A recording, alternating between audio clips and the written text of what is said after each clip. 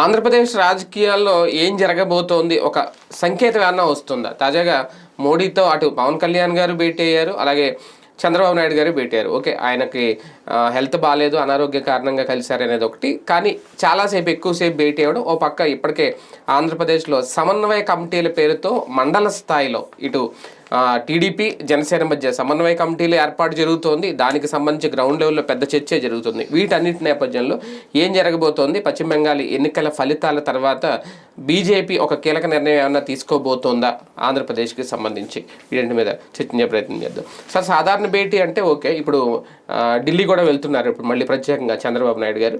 మొన్నేమో working ప్రెసిడెంట్గా ఉన్నట్టుండి ఆయనకి ప్రమాణ స్వీకారం ఇదంతా జరిగిపోయింది నారా లోకేష్ గారు. ఇవన్నీ వేరీ చేసుకుంటే ఏదో జరగబోతోంది అని సంకేతం ఏం గెస్ చేయొచ్చు? ఏం లేదు, నేను అంటే ఒరిజినల్గా చెప్పాలంటే మోడీ దీనికి వెళ్ళారు, హైదరాబాద్కి వచ్చిన టైంలో కార్యక్రమంలో మధ్యలో గ్యాప్ ఉంది. పొద్దున్నే గవర్నమెంట్ కార్యక్రమం హెచ్ఐసిసిలో జరిగినటువంటిది. దాని తర్వాత సెకండ్ వచ్చేటప్పటికి వాళ్ళ పార్టీ మీటింగ్ ఉంది. మామూలుగా మోడీ అంత తోడు రాష్ట్రానికి వచ్చినప్పుడు ఆ రాష్ట్ర పార్టీ ఒక కార్యక్రమం చేస్తుంది, అందులో భాగంగా కార్యక్రమం చేశారు. ఆ కార్యక్రమం మధ్యలో గ్యాప్లో సాధారణంగా మిగతా రాజకీయ నాయకులు ఎవరైనా ముఖ్యమంత్రి అయినా ప్రధానమంత్రి అయినా హోటల్లో బస చేయడం, గెస్ట్ హౌస్లో పడుకోవడం, అక్కడ నాయకులతో కలవటం ఇదంతా ఉంటుంది. మోడీ వచ్చేటప్పటికి ఈ పవన్ కళ్యాణ్కి సంబంధించిన పరామర్శించాలనుకున్నారు, అది ఒక ఆస్పెక్ట్. పవన్ కళ్యాణ్ ఎట్లాగో పరామర్శిస్తే దాంతోపాటు మళ్ళీ ఒక సంకేతం వెళ్తుంది జనంలోకి. ఏం వెళ్తుంది, పవన్ కళ్యాణ్కి హై ప్రయారిటీ ఇస్తున్నాడు, చంద్రబాబుని పక్కన పెడుతున్నాడు అని మళ్ళీ దాని చుట్టూ కథలు అల్లడానికి మనకి తెలుగు రాష్ట్రాల్లో పర్టికులర్గా మన ఆంధ్రప్రదేశ్లో ఉన్న దరిద్రం ఏంటంటే అతి భక్తి మన నాయకుడి పట్ల, అవతల పట్ల అతి ద్వేషం, అట్ ద సేమ్ టైం స్నేహితులుగా ఉన్నా సరే మావాడికి ఎక్కువ ప్రయారిటీ కావాలని కోరుకునే మనస్తత్వం ఉన్నటువంటిది. లేదంటే బీజేపీ జనసేన బయటకు వచ్చేస్తాయి అనేటువంటి బెంగాల్ తర్వాత ఇంకేమైనా కొట్టేశారు, ఏ వైసీపీ వాళ్ళు ప్రొజెక్ట్ చేస్తే అదే అవుతుంది. అదే అట్లాంటి ఫీలింగ్స్ రానియకుండా తెలివిగా వ్యవహరించారు. వీళ్ళింటికి కూడా వెళ్ళటం అన్నట్టు. అంతకు మించి పెద్ద బీభత్సమైన మార్పులు ఏమీ లేవు, అందులో ఎక్కువ ఊహించాల్సిన అవసరం. తెలంగాణ రాజకీయాల మీద అంటే మొన్న పశ్చిమ బెంగాల్ ఎన్నికల ముందు కూడా మోడీ అదే మాట అన్నారు, 4వ తారీఖున వద్దాం మిఠాయిలు పంచుకుందామని. ఇప్పుడు కూడా చెప్తున్నారు రేపు తెలంగాణలో కూడా మనమే గెలుపు సాధిస్తాను. అక్కడ కాన్ఫిడెన్సా, లేదంటే ఇక్కడ ఏమన్నా కొత్త వ్యూహాలు మొదలైనవి? ఎప్పుడైనా ఏ పార్టీ అయినా సరే గెలుస్తామనే చెప్తారు కానీ ఓడతామని చెప్పరు, ఎదగాలనే చెప్తారు. బేసిక్గా అయితే ఒక ధైర్యం వచ్చింది. బెంగాల్ అనేటటువంటిది ఒక పెద్ద పరీక్ష. వాస్తవంగా లాస్ట్ ఎలక్షన్స్ అప్పుడు నోటి దగ్గరకు వచ్చిన ముద్ద పోయింది. అంటే అప్పటికి పార్లమెంట్లో 2019లో 18 స్థానాలు వచ్చినాయి. ఈ ఎలక్షన్ 2021లో జరిగింది. 18 లెక్క ప్రకారం అయితే కానీ గెలవడానికి అవకాశం లేదు. కానీ ఆ వెంటనే పుంజుకుంటుంది. అంటే సెంటర్లో కూడా 303 వచ్చేసినాయి కాబట్టి, ప్లస్ 350 2/3 మెజార్టీ దీంట్లో కూడా వచ్చేసింది కాబట్టి ఎన్డీఏగా కూడా 370 ఎంత వచ్చినాయి. కాబట్టి ఇక ఆ టెంపో కంటిన్యూ అవుతుంది అనుకున్నారు, కానీ కాలేదు కదా. ఢిల్లీలో కేజ్రీవాల్ గెలిచేటప్పుడు మళ్ళీ అట్లాగే ఇక్కడ కూడా అంతే అయ్యింది.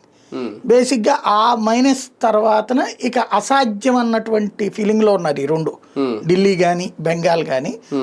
అంటే తటస్థులు ఆలోచించేటటువంటి వాళ్ళు చాలా ఇక బీజేపీ వల్ల కాదులే కేజ్రీవాల్ మమతా బెనర్జీ లాంటి వాళ్ళని కొట్టడం అనేటటువంటి ప్రచారం జరిగిపోయింది. అదే ఫిక్స్ అయిపోయారు. ఈ ఫిక్సేషన్ ఎట్లుంటుందంటే ఈ తటస్థులు అందరూ కూడా మేధావులుగా మీడియా టాక్స్లో లేదా సోషల్ మీడియా ఇన్ఫ్లుయెన్సర్స్ కింద కూడా ఉంటారు వీళ్ళు.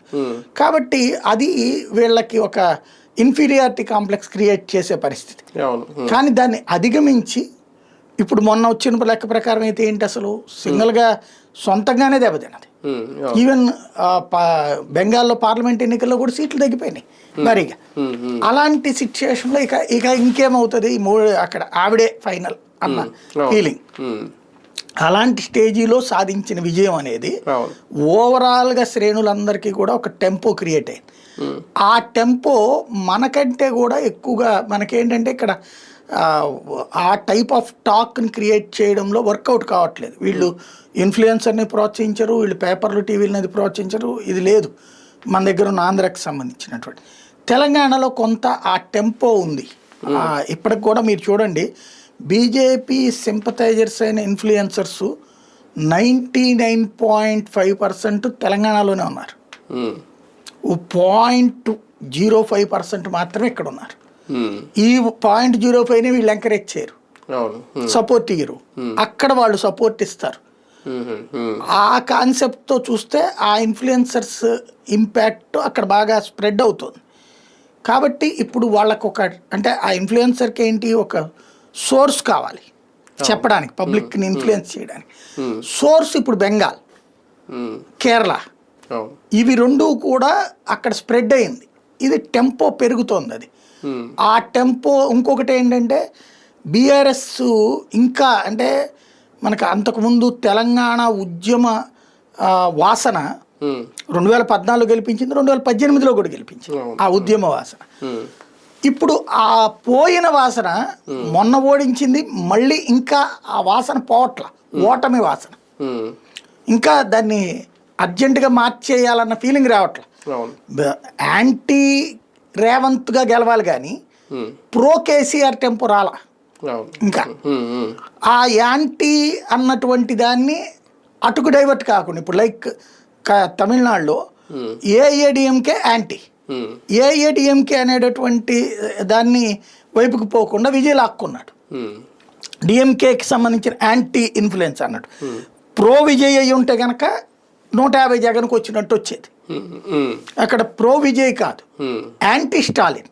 అవును. దాన్ని ఏఐఏడిఎంకేకి పోకుండా క్యాప్చర్ చేశాడు అతను. ఉమ్, కాబట్టి ఇప్పుడు అట్లాంటి పరిస్థితి అక్కడ బీజేపీకి ఉంది. అవును. ఉమ్, యాంటీ రేవంత్ బాగా పెరిగింది. దానికి కారణం ఏంటయ్యా అంటే ఎంతసేపటికి మాటలు ఎక్కువ ఉంటున్నాయి, చేతలు తక్కువ ఉంటున్నాయి. అవును. నువ్వు ముఖ్యమంత్రి అయ్యాక నువ్వు ప్రతిపక్ష నాయకుడు కాదన్న సంగతి మర్చిపోవాలి. ఉమ్, ముఖ్యమంత్రిగా ప్రతిపక్ష పాత్ర పోషిస్తాడు ఆయన. అవును. ఉమ్, ఆయన ప్రతిదీ కూడా మాటలు విపరీతం, అందరినీ దబాయించేయడం, తిట్టేయడం ఇదంతా చేస్తాడు. కానీ ముఖ్యమంత్రి అయ్యాక నువ్వు తిట్టడంగా చేయాల్సింది ప్రూవ్ చేయడు. ఇప్పుడు ఎవరైనా క్వశ్చన్ వేస్తారు, ఇదిగో మేము ఇది చేసామయ్యా అని సమాధానం చెప్పాలి. నీకు సూపర్ 6 ఇక్కడ ఈయన ఎట్లయితే అన్నీ అమలైపోయినాయి సూపర్ హిట్ అంటున్నాడు, అక్కడ అంతా ప్రజలందరూ సంతోషంగా ఎగిరిగంతులు వేస్తున్నా అని చెప్తున్నాడు. 6 గ్యారెంటీలు ఎట్లా సాధ్యమవుతుంది 6 గ్యారెంటీలు పూర్తి చేయకుండా నువ్వు అబద్ధాలు చెప్పేసి? అవి సహజంగా పెరుగుతూ ఉంది. ఆ టెంపర్ని క్యాచ్ చేసుకోవడానికి ఇంతవరకు ఏంటంటే బీజేపీ పోటీలో లేదన్నటువంటి స్ప్రెడ్డింగ్ ఈ మధ్యన పెరిగింది. లైక్ మొన్న స్థానిక సంస్థల ఎన్నికల్లో బీఆర్ఎస్ భారీగా పుంజుకొని, ఇప్పుడు అసెంబ్లీ ఎలక్షన్ తర్వాత పార్లమెంట్ ఎన్నికల్లో బీజేపీ సక్సెస్ అయింది, బీఆర్ఎస్ వెనకబడిపోయింది, శాంతం అసలు జీరోకి వెళ్ళిపోయింది కదా. దాని జీవితంలో ఊహించిందా జీరో అన్నటువంటిది? ఆ తర్వాత జరిగిన ఉప ఎన్నికల్లో అంతకుముందు మీరు అబ్జర్వ్ చేస్తే 2018 23కి ముందు ఉప ఎన్నికల్లో చూసుకుంటే బీజేపీ గెలుస్తూ వచ్చింది వరుసగా. ఒక్క ఈయన దాంట్లో తప్పించి, కోమటిరెడ్డి దాంట్లో తప్పించి. అప్పుడు బీజేపీ సెకండ్ ప్లేస్ ఉంది అప్పుడు కూడా. వీళ్ళు కాంగ్రెస్ వాళ్ళు థర్డ్ ప్లేస్లో ఉన్నారు అప్పుడు కదా. ఈవెన్ ఎమ్మెల్సీలు గెలిచిందా, టీచర్ ఎమ్మెల్సీలు, గ్రాడ్యుయేట్ ఎమ్మెల్సీలు ఇవన్నీ కూడా వరుస పెట్టి గెలుచుకుంటూ వచ్చినటువంటి బీజేపీ ఆ తర్వాత చూస్తే మళ్ళీ పాత రోజులకి వెళ్ళిపోయింది.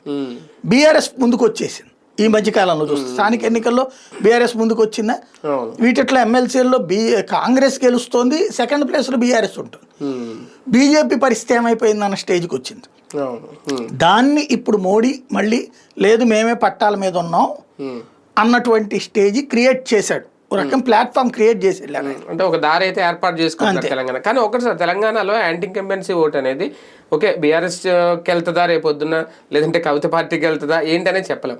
కానీ బీజేపీకి టీడీపీ జనసేనతో అక్కడ ఏమన్నా అవసరం ఉందా? ఎందుకంటే ఒకప్పుడు రేవంత్ రెడ్డి వెనక టీడీపీ జెండాలు కనిపించినాయి, జనసేనకు కూడా ఎంతో కొంత ఓటు అయితే ఉంటుంది, అది సీట్లు తెచ్చేంత ఉంటుందా లేదనేది. ఇవన్నీ కూడా కలుపుకెళ్లాలని చూస్తున్నారు. నిజంగా అప్పుడు రేవంత్ రెడ్డి వెనక వెళ్ళిన పసుపు జెండాలు రేపొద్దున కాషాయం వెనక కమలం వెనక వస్తాయా? అది సాధ్యం కాదు. అంటే బేసిక్గా ఏమైపోయిందంటే Telugu Desam fans hard core fans, వీళ్ళు వాళ్ళ ఇంట్లో ఆస్తిలాగానే ఫీల్ అవుతారు పార్టీని. అవును. వాళ్ళకి బీజేపీ అన్నటువంటి దాని మీద ద్వేషం కాదు, ఈర్ష్య ఎక్కువ. బీజేపీ మీద ద్వేషం కాదు, వాళ్ళకి ఈర్ష్య. ఎందుకు అంటే తెలుగుదేశాన్ని జాతీయ పార్టీ అని వీళ్ళు ఫీల్ అవుతారు. ఎందుకని యునైటెడ్ ఫ్రంట్లు, నేషనల్ ఫ్రంట్లు అన్నటువంటి. అక్కడ ఫ్రంట్లని ఎవడు గెలిపించలా, చంద్రబాబు గెలిపించలా, ఎన్టీ రామారావు గెలిపించలేదు. ఆ రోజునున్న దేశంలో ఉన్న పరిస్థితుల్లో నెంబర్ 1 గాను నెంబర్ 2 గాను కాంగ్రెస్ ఆర్ బీజేపీ అయ్యి ఒక పరిస్థితుల్లో అసంతృప్తి అంటే ఒక సరైనటువంటి ప్రభుత్వం ఏర్పాటు చేయడానికి తగిన మెజార్టీ రాని రోజులే. Either Congress or BJP. అలాంటి దశలో చిన్న చితకా పార్టీలు కలిపి ఒక కూటమి ఏర్పడటం, దానికి బీజేపీ బూచిని చూపెట్టడం జరిగింది. నేషనల్ ఫ్రంట్ సందర్భంలో జరిగిన, యునైటెడ్ ఫ్రంట్ సందర్భంలో జరిగిన బీజేపీ బూచిని చూపెట్టి కాంగ్రెస్ పార్టీ మద్దతుతో మిగతా జట్టు అంతా కలిసి నడిపారు. ఆ టైంలో బాబు లేకపోతే అంతకుముందు ఎన్టీఆర్ ఒక కీలక పాత్ర పోషించి ఉండొచ్చు. వీళ్ళేమి ములాయం సింగ్ని గెలిపించడమో, లాలూ ప్రసాద్ని గెలిపించడమో చంద్రబాబు వల్ల జరిగిందా? కాదు. వీళ్ళు ఏమంటారు, ఎంతసేపటికి వీళ్ళ సైకలాజికల్ ఫీలింగ్ ఏంటి, కేంద్రంలో చక్రాలు తిప్పిన వాళ్ళం మేము అన్నటువంటి. మూడవది వాజ్పేయి ప్రభుత్వం. వాజ్పేయి ప్రభుత్వాన్ని గద్దె మీదకి తెచ్చింది మేము. ఎస్, కరెక్టే, వాళ్ళకి తక్కువ సీట్లు ఉన్నాయి, అప్పుడు ఎన్డీఏ భాగస్వామిగా కలిసింది. కానీ వాజ్పేయిని దేశమంతా గెలిపించింది చంద్రబాబు కాదు కదా. ఆంధ్రప్రదేశ్లో వాజ్పేయి ఇంపాక్ట్ వల్ల తెలుగుదేశం అధికారంలో కొనసాగింది. మళ్ళీ దీన్ని యాక్సెప్ట్ చేయరు వీళ్ళు. వాజ్పేయిని కూడా ప్రధానం చేసినోడు, మీ వాడికి కూడా లైఫ్ ఇచ్చినోడు అనే ఫీలింగ్ ఇట్లాగుంటాయి. ఇలాంటి సైకలాజికల్గా విపరీతమైనటువంటి ఫీలింగ్ ఉన్నటువంటి వాళ్ళు తెలంగాణలో కూడా ఉంటారు. వాళ్ళ కార్యకర్తలు, తెలుగుదేశం కార్యకర్తలు. వీళ్ళు ఎంతసేపటికి కూడా చంద్రబాబు నాయుడు వాళ్ళ కుటుంబము తెలుగుదేశం గొప్పది అనేటటువంటి ఫీలింగ్తో తిరిగేటటువంటి వాళ్ళకి బీజేపీ అంటే భయం. ఒక్కసారి బీజేపీ అడుగుపెట్టిన చోట ప్రాంతీయ పార్టీలు తుడుచుకుపోతున్నాయి, లేదా అబ్జార్బ్ అయిపోతుంది, జీర్ణించేసుకుంటుంది. రెండవది వచ్చేటప్పటికి ఇక అది డామినేట్ అయిపోతుంది. కాంగ్రెస్ని తట్టుకు నిలబడినటువంటి తెలుగుదేశం బీజేపీ వచ్చిన తర్వాత అటు తెలంగాణలో అయిపోయింది. తెలంగాణలో బీజేపీ క్యాప్చర్ చేసేసింది తెలుగుదేశం దీన్ని, తెలుగుదేశం ఇన్ఫ్లుయెన్స్ని క్యాప్చర్ చేసేసింది.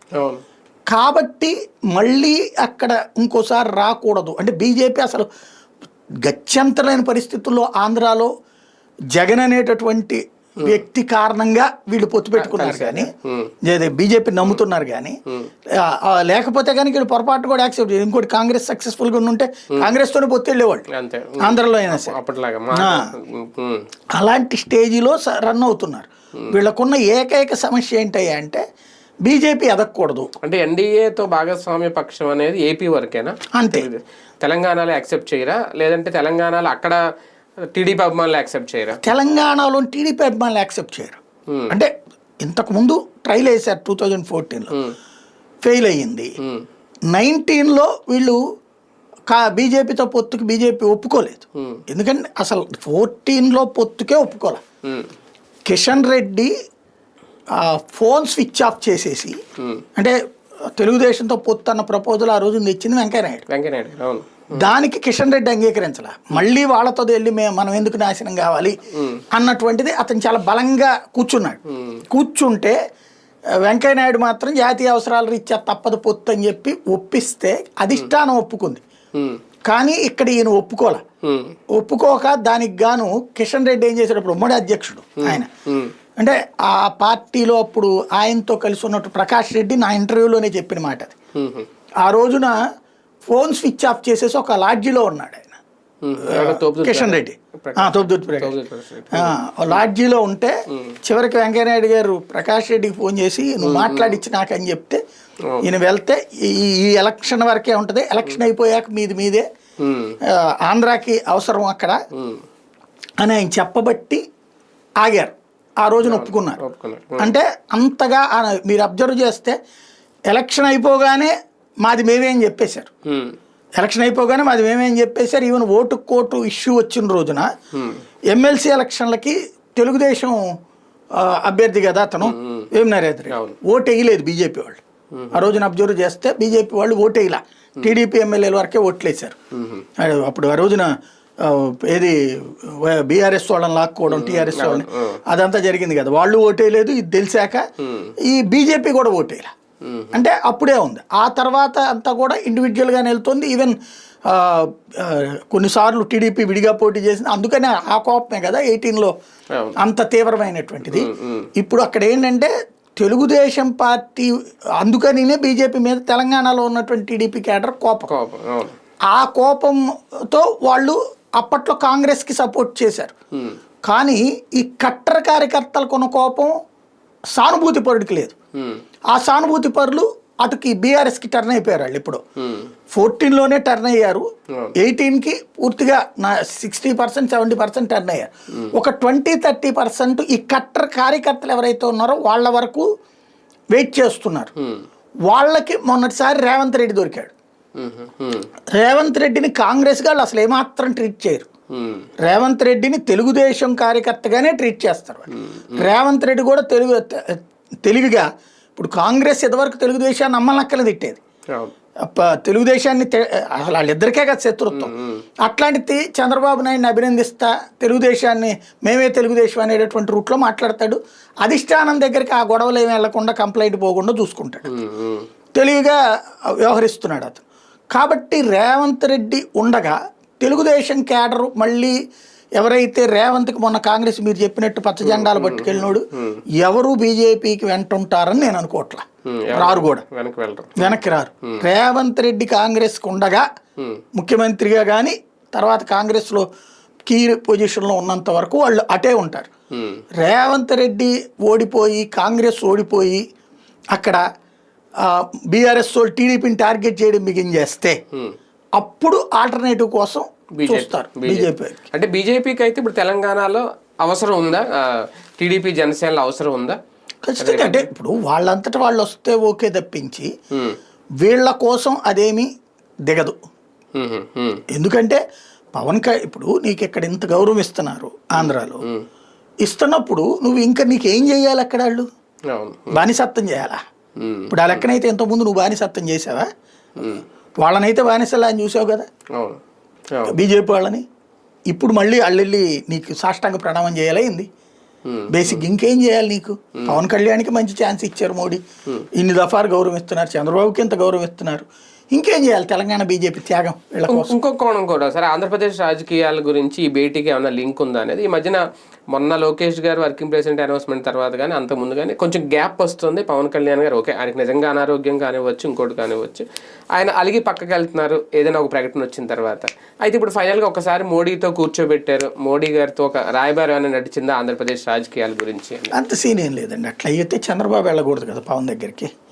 బేసిక్ గా చంద్రబాబు గారు మొన్న వెళ్ళారు, కలిశారు, మళ్ళీ వెళ్ళారు. అదే నేను అనేది, అదే మోడీ కంటే ముందే వెళ్ళి కలిశారు. అదే కాబట్టి ఏం లేదు అక్కడ. ఆయనకి అనారోగ్యం నిజం, అది సైనసైటిస్ వచ్చింది, ఆపరేషను, ఎక్కువగా తిరగద్దన్నారు, అందుకనే ఆగుతున్నారు, ఏ అలకలు లేదు.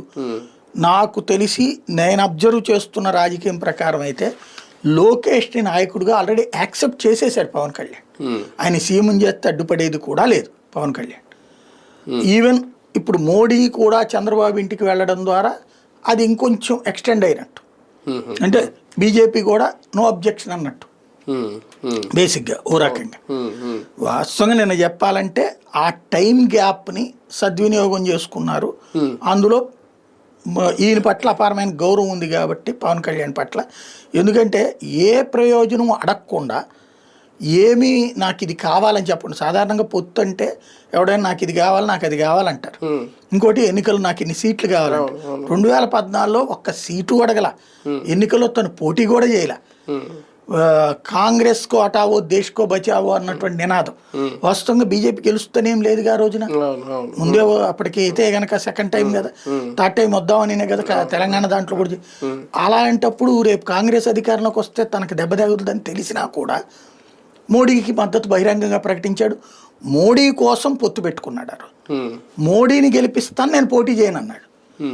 అప్పుడు బీజేపీ తరపున వెంకయ్యనాయుడు గారు చెప్పబట్టి తెలుగుదేశాన్ని ప్రచారం చేశారు 2014. ముందైతే తెలుగుదేశానికి మద్దతు కాదు కదా, బీజేపీ మద్దతుకే కన్ఫైన్ ఆయన.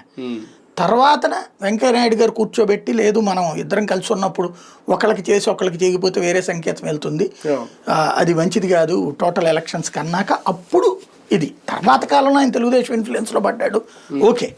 బట్ ఆ రోజునైతే ఆయన బీజేపీది. అది మోడీకి అదే బాగా నచ్చింది. ఇప్పటికి కూడా అదే మోడీకి ఆయన పట్ల ఉన్నటువంటి అభిమానం. ఆ ఇదే ఇప్పటిదాకా ఆ లెగసీ కంటిన్యూ అవుతుంది. అందుకోసమనినే మోడీ తన ఇంటికి రావడం, ఆ ఇంటికి వచ్చే క్రమంలో మళ్ళీ వేరే సంకేతం వెళ్ళకూడదని చాలా జాగ్రత్త చర్యలు తీసుకున్నటువంటిదే బాబు గారింటి. మండల స్థాయిలో ఇప్పుడు సమన్వయ కమిటీలు వేస్తున్నారు. ఓకే, అక్కడ సభ్యుల్ని ఇద్దరిని వీళ్ళని ఎవరిని పెడతారు, ఇది కూడా తర్జన భర్జన జరుగుతుందట. ఒక ప్రిపరేషన్ ఏమైనా జరుగుతుందా ఇవన్నీ? రేపొద్దున ఒక కీలక ప్రకటన చేసే ముందు అందరినీ సమన్వయపరచాలని రెండు పార్టీలు ఏమైనా అనుకుంటున్నాయా? ఏం లేదండి, అదంతా ఈ మధ్యన గొడవలు పెరిగిపోయినాయి కదా, దాని మూలంగా మాట్లాడడం తప్పించి ఇవన్నీ వినడానికి కమిటీలు వేయడం వల్ల ఎంతవరకు సమన్వయపరుస్తారు రెండు పార్టీల కార్యకర్తలు? కనీసం కొంతమేర ఒక 30 to 40% కంట్రోల్ అవ్వడానికి వీలుంటుంది. ఫస్ట్ బేసిక్గా మన సైకలాజికల్ కండిషన్ ముఖ్యం. వీళ్ళ సైకలాజికల్ కండిషన్ ఏంటంటే టీడీపీ వాళ్ళు మా వల్ల పవన్ కళ్యాణ్ 21 సీట్లు తీసుకున్నాడు అనుకుంటున్నారు వాళ్ళు. జనసేన వాళ్ళు మా వల్ల తెలుగుదేశం అధికారం లేకపోతే తొక్కవతలు పడేసేవాడు జగను అనేటటువంటి ఫీలింగ్ వాళ్ళకు ఉంది. ఈ ఇద్దరి మానసిక కండిషను ఇచ్చుకుంటే వాయనం పుచ్చుకుంటే వాయనం రా అనే ఫీలింగ్ వాళ్ళకి కలగాలి. రెండవది, చంద్రబాబు గారు మొన్న కూడా ఒక పదం వాడారు, పవన్ కళ్యాణ్ నేను ఎట్లున్నామో కింద అట్లా ఉండాలని. ఎస్, మీ ఇద్దరు అధికారాన్ని పంచుకున్నారు, అక్కడ అధికారాన్ని పంచట్లేదు కదా. గ్రౌండ్ లెవెల్లో నువ్వు జనసేనోడికి ఎక్కడ అధికారం పంచుతున్నావు? ఇప్పుడు మీ ఇద్దరు కరెక్టే, నీ పని నువ్వు చేసుకున్నావు, పవన్ కళ్యాణ్ పని చేస్తున్నాడు, బాగానే ఉంది. పవన్కి కొంత డిజిగ్నేటెడ్ పవర్స్ ఇస్తుంది నువ్వు, దాని జోలికి పోవట్లా నువ్వు. పంచాయతీరాజు, అటవీ శాఖ, పర్యావరణం, అలాగే నాదెళ్ల మనోహర్ దాంట్లో కూడా ఈయన ఏలు పెట్టట్లేదు, కందులు దుర్గేష్ దాంట్లో కూడా ఏలు పెట్టట్లేదు. జనసేనకి ఇచ్చిన మంత్రిత్వ శాఖల విషయంలో చంద్రబాబు నాయుడు తెలివిగా చేస్తోంది, మీటింగులప్పుడు వీళ్ళు డిఫేమ్ చేస్తున్నారు అంతవరకే. అంటే తెలివిగా ఆ టైంలో నీ పౌర సరఫరాలు ఎందుకు నిద్రపోతున్నారు, లేకపోతే అటవీ శాఖ ఎందుకు నిద్రపోతుంది, ఇట్లాంటిది మాట్లాడకుండా అధికారులను తిట్టేసి వదిలేస్తున్నారు, మిగతా మంత్రులు అన్నట్టు అంటలా. ఆ విధంగా ఆయన కాస్త మెయింటైన్ చేస్తున్నారు జాగ్రత్త. అది కింద స్థాయిలో ఎక్కడుంది? నువ్వు కింద స్థాయిలో జనసేన నాయకుడు ఇప్పుడు ఫర్ ఎగ్జాంపుల్ వారం రోజుల నుంచి ఆంధ్రజ్యోతి విషం చిమ్ముతోంది హెల్త్ డిపార్ట్మెంట్కి సంబంధించిన కొనుగోళ్ల మీద. అందులో జనసేన ఆయన అధ్యక్షుడు, బీజేపీ ఆయన మంత్రి. ఇది జ్యోతి విషం చిమ్ముతుందంటే తెలుగుదేశం చిమ్ముతున్నట్టే తప్పించి అది వాళ్ళు అనుకోరు ఎవరు కూడా. నువ్వెందుకు కంట్రోల్ చేయట్లేదు? ఎస్పెషల్లీ అంటే వాళ్ళ మీడియా కంట్రోల్ చేయట్లేదు. మీడియా మాత్రం బీజేపీ శాఖలను కానీ కాంగ్రెస్ ఇదే వీళ్ళ శాఖలు కానీ మన జనసేన వాళ్ళ శాఖలు కానీ టార్గెట్ చేసి స్టోరీలు కొడుతుంది నెగిటివ్. మిగతా వాటి మీదన కొడుతున్నారు, అందులో ఆఫీసర్లను దోషులుగా పెడతారు. ఇందులో ఏకంగా ప్రభుత్వంలో శాఖే ఫెయిల్ అన్నట్టు రాస్తున్నారు. అది తేడా. ఇక్కడేమో ఆఫీసర్ తప్పు చేస్తున్నాడు, బాబు దృష్టికి పోవట్ల. ఇక్కడ ఏకంగా హెడ్డే చేస్తున్నారన్న కోణం ప్రొజెక్ట్ చేసుకొస్తున్నారు జనసేన వాళ్ళు. ఇలాంటివి గ్రౌండ్లో ఉన్నప్పుడు దీన్ని పరిష్కరించాలంటే ఈ సమన్వయం కరెక్టే. కానీ ఇది ఇది ఎట్లుండాలంటే ఇప్పుడు వీళ్ళిద్దరు మాట్లాడుకున్నారు, వితిన్ మినిట్ వెంటనే పై ఈ 3 layers పర్ఫెక్ట్గా సెట్ చేయాలి. అలా కాకుండా కంటి తుడుపుగా జరిగినాయి అనుకోండి ఏ ప్రయోజనం లేదు. కానీ ప్రయత్నం అయితే జరుగుద్దేమో, ఈ ప్రయత్నం చేస్తారు. వీళ్ళు కలిసి ఉండడం కూడా బీజేపీ ప్రయోజనం రేపు 2 రాష్ట్రాల్లో, తెలుగు రాష్ట్రాల్లో. ఇప్పుడు కలిసి ఉండడం అనేటటువంటిది అవసరం ఎవరికి? అంటే ఓటు బయటికి వెళ్లకుండా కూటమిలోనే ఉండాలి అంటే వీళ్ళిద్దరి మీద సమన్వయం కూడా అవసరం బీజేపీకి. బీజేపీ అట్లాంటి అంత డీప్గా ఏం ఆలోచించట్లేదు. బీజేపీ ముందు తను బలపడాలని కోరుకుంటారు. వీళ్ళు బయటికి పోకుండా ఉండటం వీళ్ళకి అవసరం. జాతీయ స్థాయి రాజకీయాల్లో బీజేపీకి అవసరం, తెలుగుదేశం జనసేనలకు అవసరం. వీళ్ళు ఇక్కడ స్ట్రాంగ్ గా ఉండాలంటే బీజేపీ కావాలి. ఎందుకంటే కాంగ్రెస్ సమీపంలో లేదు. ఇక్కడ కాంగ్రెస్ ఏమన్నా పోటీ ఇవ్వగలిగే స్టేజ్ లో ఉంటే కనుక వీళ్ళు అసలు ఈ వరుస గెలుపులతో కొంచెం ఏమన్నా టీడీపీ జనసేనకి ఒక భయం లాంటిది, ఒక థ్రెట్ ఏమన్నా అనిపిస్తుందా? బీజేపీ మనల్ని వీడెళ్తే కొంచెం దెబ్బే అనేది లేదు, అంత ఉత్సాహంగా ఉన్నారు. ఎందుకంటే వీళ్ళు మరోసారి గెలవాలనుకున్నప్పుడు ఆ విజయాలన్నీ వీళ్ళకి బెనిఫిటే కదా, బోనస్సే కదా. వీళ్ళు ఆల్రెడీ సైకలాజికల్గా సిద్ధమైపోయారు బీజేపీ విషయంలో మాత్రం. తగ్గుందాం ఏదో మళ్ళీ కేంద్రంతో పేచీలు ఇది లేదు చూడండి, ఈసారి చాలా బాధ్యతగా ఉంటున్నారు. ఒకప్పుడు మీరు ఒక గుజ్రాలు, ఒక దేవగౌడ అలాంటి ప్రధానమంత్రులు ఉన్నటువంటి సందర్భంలో బాడీ లాంగ్వేజ్ చూడండి చంద్రబాబుది.